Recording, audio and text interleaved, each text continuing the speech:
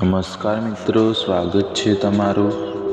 અમદાવાદ શહેરમાં એક મોટો આલિશાન બંગલો હતો. આ બંગલામાં રહેતો હતો એક શાહ પરિવાર જે સમૃદ્ધ હતો. તે ઘરમાં પૈસા અને સુવિધાઓથી ભરપૂર હતો. સમાજમાં પરિવારનું નામ ખૂબ જ મોટું હતું, પણ આ ઘરમાં એક ખાલીપણું લાગતું હતું જે કોઈ બહારથી જોઈ શકતું નહોતું. આ ઘરમાં રહેતી હતી કાંતાબેન, તે દાદી જેણે આખું જીવન પરિવાર માટે જીવ્યું હતું. કાંતાબેન યુવાનીમાં તે તો ખૂબ મહેનત કરતી હતી. તે પતિ સાથે મળીને ઘર ઊભું કર્યું, બે નાના પુત્રોને પ્રેમથી ઉછેર્યા હતા. પોતાના સપનાઓ બધા છોડ્યા તેઓ પાછળ અને સંતાનોનું ભવિષ્ય બનાવવાનું પસંદ કર્યું. દિવસ રાત મહેનત કરીને કમાણી કરી, ઘરમાં સંસ્કાર અને પ્રેમ વાવ્યો. પરિવારને એક સાથે રાખવાનો તેમણે પ્રયત્ન કર્યો અને સમય ધીમે ધીમે બદલાતો રહ્યો. પછી બંને પુત્રો મોટા થતા ગયા. આગળ ઘરમાં નવી વહુઓ આવી રહેવા માટે અને પરિવારનું વાતાવરણ જ બદલાવા લાગ્યું.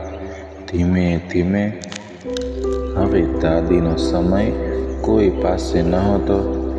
બધા પોતાના જીવનમાં તો વ્યસ્ત રહેતા. દાદી તો એકલા રૂમમાં બેસતા રહેતા, યાદોમાં જૂના દિવસો જીવતા રહેતા.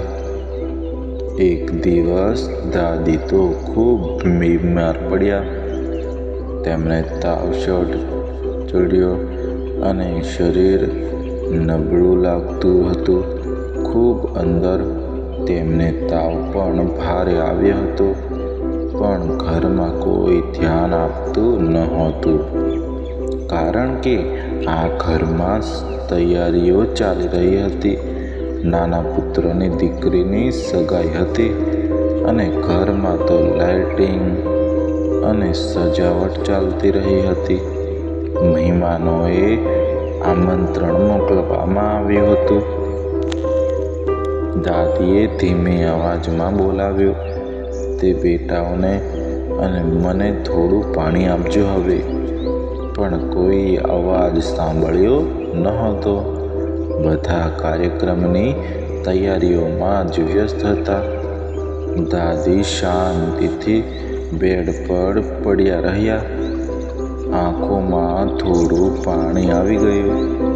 રાત્રે તેમની તબિયત પણ વધારે બગડી, પણ કોઈ રૂમમાં આવ્યું નહોતું. સવારે દાદી શાંત થઈ ગયા હતા. ઘરમાં અચાનક સન્નાટો છવાઈ ગયો. મોટા પુત્રે દાદીને તપાસ્યા તેમની નજીક અને ચોંકી ગયા. તરત અંદરથી હવે શું કરવું પ્રશ્ન ઊભો થયો, કારણ કે મહેમાનો આવવાના હતા ટૂંક સમયમાં અને ટૂંકમાં જે સગાઈ કાર્યક્રમ રદ કરવો એ તો મુશ્કેલ હતું. પરિવારની પ્રતિષ્ઠા જોખમમાં લાગી ગઈ. બધા એકબીજા તરફ જોવા લાગ્યા હતા. શાંત મોટા પુત્રએ નિર્ણય લીધો, તરત જ અત્યારે કોઈને ખબર પડવી નહીં જોઈએ. નાના પુત્ર થોડા ગભરાયા અંદરથી, પણ કોઈ બીજો વિકલ્પ દેખાતો જ નહોતો. થોડી વાર પછી ભયંકર નિર્ણય લેવાયો. દાદીને ફ્રીઝરમાં રાખવાનો વિચાર આવ્યો. બધાએ શાંતિથી આ નિર્ણય સ્વીકારી લીધો. દાદીને ધીમે ફ્રીઝરમાં રાખી દીધા. ઘરમાં બહાર સજાવટ ચાલુ રહી. સંગીતના અવાજો ગુંજતા રહ્યા. બહાર મહેમાનો તો ખુશીથી આવતા જતા રહ્યા. કોઈને અંદરની વાત જ ખબર નહોતી. સગાઈનો કાર્યક્રમ સફળતાથી પૂર્ણ થઈ ગયો. બધાએ ફોટા પડાવ્યા ખુશીથી. બહાર પણ અંદર રહસ્ય છુપાયેલું જ રહ્યું હતું. બીજો દિવસ પણ આવી ગયો. શાંતિથી ઘરમાં સામાન્ય વાતાવરણ ચાલ્યું રહ્યું.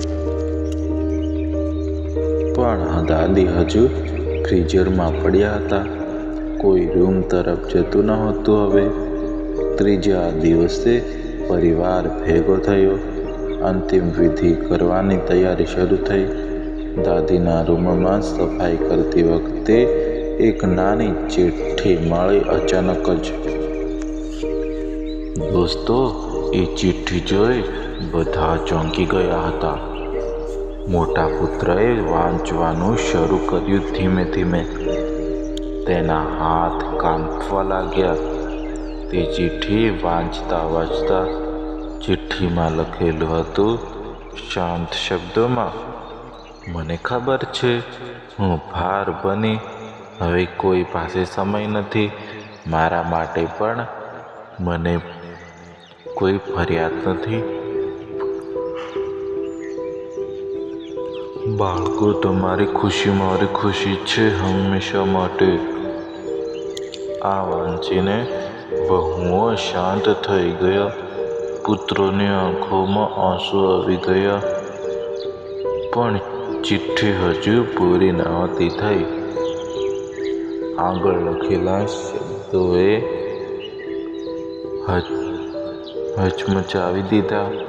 જો મારી મૃત્યુ સમયે પ્રસંગ હોય તો પ્રસંગ રોકશો નહીં. કૃપા કરીને મારે તમારી ખુશી જ જોવી છે. મારો આશીર્વાદ હંમેશા તમારી જ સાથે રહેશે. પણ છેલ્લી લાઈન એ ચિઠ્ઠીમાં ખૂબ ભારે. તે ચિઠ્ઠીમાં લખેલું હતું, મારે માત્ર એટલું જ જોઈએ છે, મારી અંતિમ ઘડીએ તમે નજીક રહો. આ વાંચીને બધું બદલાઈ ગયું અંદરથી, અને ઘરમાં તો સન્નાટો વધુ ઘેરો બન્યો. પુત્રોએ એકબીજા તરફ જોયું, શાંત. તેમને પોતાની ભૂલ સમજાઈ ગઈ. પ્રતિષ્ઠા માટે માતાને ભૂલી ગયા. મોટા પુત્રે માથું ઝુકાવી દીધું અને નાના પુત્ર તો રડી પડ્યા જોર જોરથી. વહુઓ પણ શાંત ઊભી રહી હતી. કોઈ પાસે શબ્દો બોલવાના બાકી જ રહ્યા ન હતા. આ ઘટના આખા સમાજમાં ફેલાઈ ગઈ. લોકો આ વાત સાંભળી તો ચોંકી જ ગયા હતા. ઘણા લોકોએ પરિવારને સમજાવ્યું. પછી વૃદ્ધોનું સન્માન કરવું જરૂરી હંમેશા હોય છે. પરિવારે એક મહત્વપૂર્ણ નિર્ણય લઈ લીધો. દાદીના નામે ટ્રસ્ટ બનાવવાનું નક્કી કર્યું. વૃદ્ધોની સેવા માટે કાર્ય શરૂ થયું. ઘણા લોકો તેમાં જોડાયા. પછી સમાજમાં સારો સંદેશ ફેલાયો. ફરી સંબંધોનું મહત્વ સમજાયું. એ બધા લોકોને અને પુત્રોએ અંતિમ વિધિ સન્માનથી શરૂ કરી. દાદીને શ્રદ્ધાંજલિ આપી પ્રેમથી. માતા પિતા એ તો ઘરનો આશીર્વાદ બને. તેમનો સન્માન કરવો એ તો આપણી ફરજ બને છે. પ્રતિષ્ઠા સંબંધોથી મોટી નથી. ક્યારેય સાચું સુખ પરિવાર સાથે રહેવામાં જ છે. જો મિત્રો આ કહાની તમને યોગ્ય લાગી હોય તો લાઈક કરી દેજો અને તમે આ કહાની ક્યાંથી જુઓ છો તે પણ કોમેન્ટ કરી દેજો, જેથી અમને ખબર પડે કે તમે લોકો ક્યાંથી જુઓ છો.